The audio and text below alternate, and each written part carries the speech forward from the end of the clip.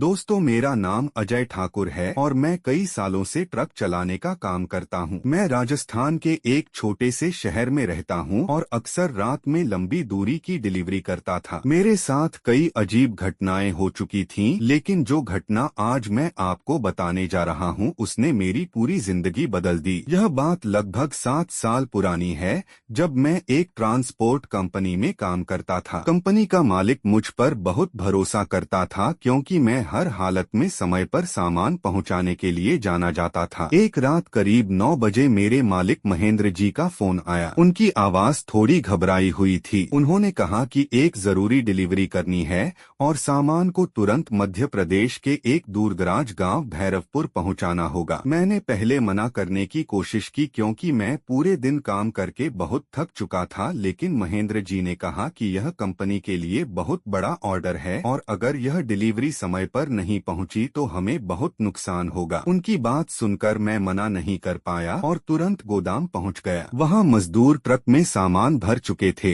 लेकिन उस रात मेरे साथ जाने के लिए कोई हेल्पर नहीं था। मजबूरी में मुझे अकेले ही निकलना पड़ा। रात के करीब 10:30 बजे मैं ट्रक लेकर हाईवे पर निकल गया। शुरुआत में सब कुछ सामान्य था। सड़क लगभग सुनसान थी और कभी कभी कोई गाड़ी तेज रफ्तार से निकल जाती थी। मैं धीरे धीरे गाने गुनगुनाते हुए ट्रक चला रहा था, लेकिन करीब 1 घंटे बाद अचानक मेरे सिर में तेज दर्द शुरू हो गया। मुझे लगा अगर कहीं चाय मिल जाए तो थोड़ा आराम मिलेगा, लेकिन सड़क के दोनों तरफ सिर्फ जंगल और सूने खेत दिखाई दे रहे थे। तभी अचानक मुझे ऐसा लगा जैसे कोई काली परछाई बहुत तेजी से सड़क पार करके गई हो। मैंने सोचा शायद मेरी आंखों का धोखा होगा, इसलिए मैंने ध्यान नहीं दिया। कुछ देर बाद मुझे सड़क किनारे एक आदमी दिखाई दिया जो हाथ देकर लिफ्ट मांग रहा था। रात में मैं कभी किसी अनजान आदमी को लिफ्ट नहीं देता था, इसलिए मैंने ट्रक की स्पीड कम नहीं की, लेकिन जैसे ही ट्रक उसके पास पहुंचा मेरी नजर उसके पैरों पर गई और मेरे हाथ पांव कांप गए क्योंकि उसके पैर उल्टे थे। मेरी सांस अटक गई और मैं समझ गया कि वह इंसान नहीं था। वह अचानक सड़क के बीचों बीच आ गया, लेकिन मैंने डर के मारे ट्रक नहीं रोका और तेजी से उसे पार कर गया। मुझे लगा मैं बच गया, लेकिन कुछ सेकंड बाद जब मैंने शीशे में पीछे देखा तो मेरी रूह कांप गई। वह आदमी इंसानों से भी तेज दौड़ते हुए मेरे ट्रक के पीछे आ रहा था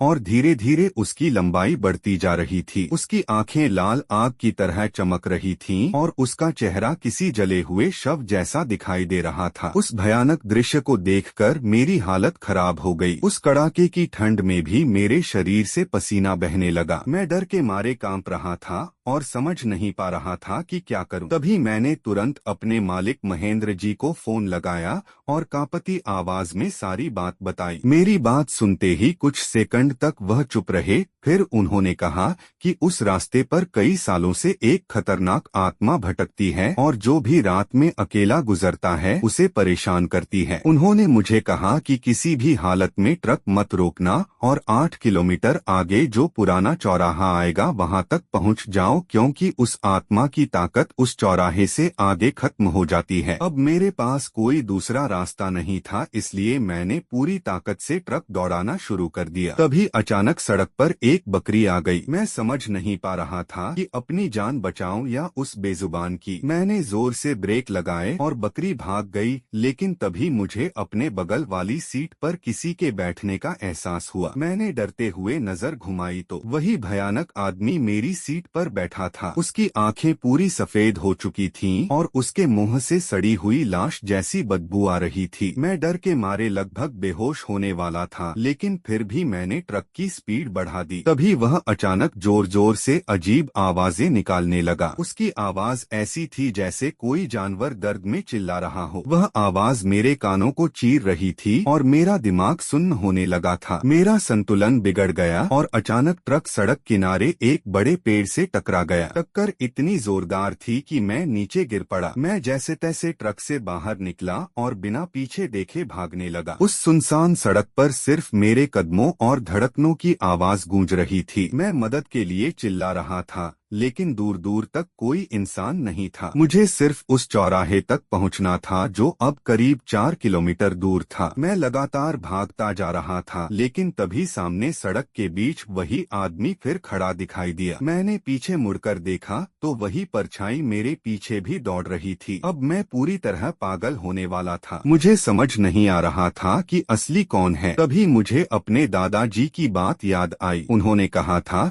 कि अगर कभी रास्ते में कोई बुरी शक्ति दिखाई दे तो पीछे मुड़कर मत देखना और रास्ता मत बदलना। मैंने वही किया और बिना रुके सीधे आगे भागता रहा। जैसे ही मैं उसके पास से गुजरा उसने इतनी डरावनी चीख मारी कि मेरा शरीर सुन्न पड़ गया, लेकिन मैं रुका नहीं। कुछ दूर आगे जाने के बाद मुझे सामने से एक कार आती दिखाई दी। मुझे लगा अब मेरी जान बच जाएगी। मैं मदद मांगने के लिए सड़क के बीच पहुंच गया, लेकिन कार ने स्पीड कम नहीं की। वह तेजी से मेरे पास से निकल गई। मैं फिर अकेला रह गया। मेरी सांसें फूलने लगी थीं और पैर जवाब दे रहे थे, लेकिन मैं जानता था कि अगर रुका तो मर जाऊंगा। तभी अचानक मेरे सामने एक विशालकाय राक्षस खड़ा हो गया। उसकी लंबाई लगभग 10 फीट थी और उसके हाथ बहुत लंबे थे। उसका पूरा शरीर खून से लथपथ था और आंखें जलती आग जैसी चमक रही थीं। तभी पीछे से तेज रफ्तार में आती एक जीप सीधे उस राक्षस से टकरा गई। उस रात के बाद मेरी जिंदगी पूरी तरह बदल चुकी थी। मैं बाहर से तो सामान्य दिखने की कोशिश करता था, लेकिन अंदर ही अंदर डर ने मुझे पूरी तरह तोड़ दिया था। कई दिनों तक मैं ठीक से सो नहीं पाया। जैसे ही आंख लगती मुझे वही जलता हुआ राक्षस दिखाई देता जिसकी आंखें आग की तरह चमक रही थीं। उसकी चीखें आज भी मेरे कानों में गूंजती थीं। मैंने कुछ समय तक रात में ट्रक चलाना बंद कर दिया और सिर्फ दिन की छोटी डिलीवरी करने लगा, लेकिन ट्रांसपोर्ट की नौकरी में ज्यादा दिन तक रात की ड्यूटी से बच पाना आसान नहीं होता। करीब 2 महीने बाद एक रात मेरे मालिक महेंद्र जी ने फिर मुझे अपने ऑफिस बुलाया। मैं जैसे ही उनके कमरे में पहुंचा, उन्होंने धीमी आवाज में कहा कि एक जरूरी काम है और यह काम सिर्फ मैं ही कर सकता हूं। उनकी बात सुनकर मेरा दिल बैठ गया। मैंने साफ मना करने की कोशिश की, लेकिन उन्होंने कहा कि जिस कंपनी का सामान है वह बहुत बड़े लोग हैं और अगर यह डिलीवरी नहीं हुई तो हमारी कंपनी बंद होने की हालत में आ जाएगी। मैंने डरते हुए पूछा कि सामान कहाँ पहुँचाना है। महेंद्र जी कुछ सेकंड तक चुप रहे,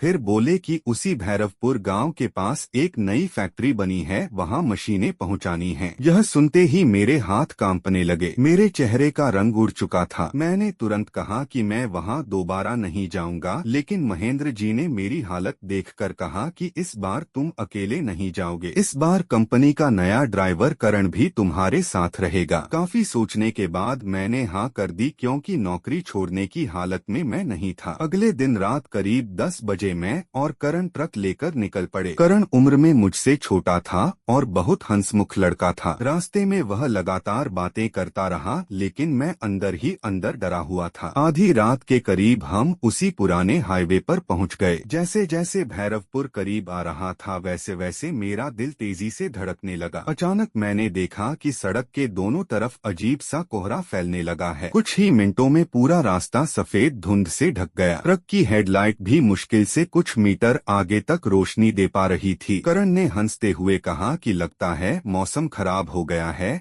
लेकिन मैं जानता था कि यह सामान्य कोहरा नहीं था। तभी अचानक ट्रक का रेडियो अपने आप चालू हो गया। उसमें से बहुत धीमी आवाज में कोई औरत रोती हुई सुनाई देने लगी। करण घबरा गया और उसने तुरंत रेडियो बंद कर दिया, लेकिन कुछ सेकंड बाद रेडियो फिर चालू हो गया। इस बार रोने की आवाज पहले से ज्यादा तेज थी। मेरे शरीर में सिहरन दौड़ गई। मैंने तुरंत भगवान का नाम लेना शुरू कर दिया। तभी अचानक ट्रक के सामने एक औरत दिखाई दी। उसने सफेद साड़ी पहन रखी थी और उसके लंबे बाल उसके चेहरे पर फैले हुए थे। करण ने उसे देखकर जोर से ब्रेक लगाए। ट्रक सड़क पर घिसटता हुआ रुका। हम दोनों डर के मारे कुछ सेकंड तक उसे देखते रहे। वह औरत बिल्कुल हिल नहीं रही थी। करण ने कहा कि शायद किसी गांव की औरत होगी, लेकिन तभी उसने धीरे धीरे अपना सिर उठाया। उसके चेहरे पर आंखें नहीं थीं नहीं, सिर्फ काले गड्ढे दिखाई दे रहे थे। यह देखकर करण जोर से चिल्लाया। अगले ही पल वह औरत अचानक गायब हो गई। मैं समझ चुका था कि मुसीबत फिर शुरू हो चुकी है। मैंने करण से कहा कि किसी भी हालत में ट्रक से नीचे मत उतरना, लेकिन तभी ट्रक अपने आप बंद हो गया। मैंने कई बार स्टार्ट करने की कोशिश की, लेकिन इंजन चालू नहीं हुआ। बाहर का कोहरा और गहरा हो चुका था। तभी हमें ट्रक के पीछे किसी के जोर जोर से मारने की आवाज सुनाई देने लगी। ऐसा लग रहा था जैसे कोई भारी चीज ट्रक के पीछे टकरा रही हो। करण डर के मारे कांपने लगा। मैंने हिम्मत करके शीशे में पीछे देखा तो मेरी सांस रुक गई। वही राक्षस ट्रक के पीछे खड़ा था, लेकिन इस बार उसका शरीर पहले से भी ज्यादा भयानक था। उसकी त्वचा जली हुई थी और पूरे शरीर से खून बह रहा था। वह अपने लंबे नाखूनों से ट्रक पर वार कर रहा था। हर वार के साथ ट्रक जोर से हिल रहा था। करण रोने लगा और बोला कि हमें यहाँ से भागना होगा, लेकिन तभी ट्रक का दरवाजा अपने आप खुल गया। बाहर से बर्फ जैसी ठंडी हवा अंदर आने लगी। अचानक करण जैसे किसी के वश में आ गया। उसकी आंखें पूरी सफेद हो चुकी थीं। वह धीरे धीरे ट्रक से नीचे उतरने लगा। मैंने उसका हाथ पकड़कर रोकने की कोशिश की, लेकिन उसकी ताकत अचानक बहुत बढ़ गई थी। वह मुझे धक्का देकर नीचे उतर गया। मैं डर के मारे चिल्लाने लगा। जैसे ही करण नीचे पहुंचा, वह राक्षस उसके सामने आकर खड़ा हो गया। करण बिल्कुल पत्थर की तरह शांत खड़ा था। तभी राक्षस ने अपना लंबा हाथ बढ़ाया और करण के सिर को पकड़ लिया। अगले ही पल करण दर्द से चीखने लगा। उसकी चीखें सुनकर मेरा दिल फटने लगा, लेकिन मैं कुछ नहीं कर पा रहा था। तभी अचानक दूर कहीं मंदिर की घंटियां बजने लगी। घंटियों की आवाज सुनते ही राक्षस पीछे हट गया और जोर जोर से चिल्लाने लगा। उसी समय मैंने मौका देखकर ट्रक स्टार्ट किया और इस बार इंजन तुरंत चालू हो गया। मैंने तुरंत ट्रक आगे बढ़ाया, लेकिन करण अब भी सड़क पर खड़ा था। मैंने उसे आवाज दी, लेकिन वह मेरी तरफ देख भी नहीं रहा था। उसकी आंखें पूरी काली हो चुकी थीं। अचानक उसने मेरी तरफ देखकर ऐसी मुस्कान दी जिसे देखकर मेरी रूह कांप गई। वह अब इंसान नहीं रहा था। मैं डर के मारे ट्रक तेजी से भगाने लगा। कुछ दूर जाने के बाद मुझे सड़क किनारे एक छोटा मंदिर दिखाई दिया। वहाँ एक बूढ़े बाबा बैठे हुए थे। मैंने तुरंत ट्रक रोका और भागकर उनके पास पहुँच गया। मेरी हालत देखकर बाबा सब समझ गए। उन्होंने बिना कुछ पूछे मुझे मंदिर के अंदर बैठाया और एक ताबीज दिया। फिर बोले कि जिस आत्मा से तुम बचकर आए हो वह साधारण प्रेत नहीं है। कई साल पहले वह एक तांत्रिक था जिसने अमर होने के लिए काला जादू किया था, लेकिन उसी जादू ने उसे राक्षस बना दिया। उसकी आत्मा अब भी उस रास्ते पर भटकती है।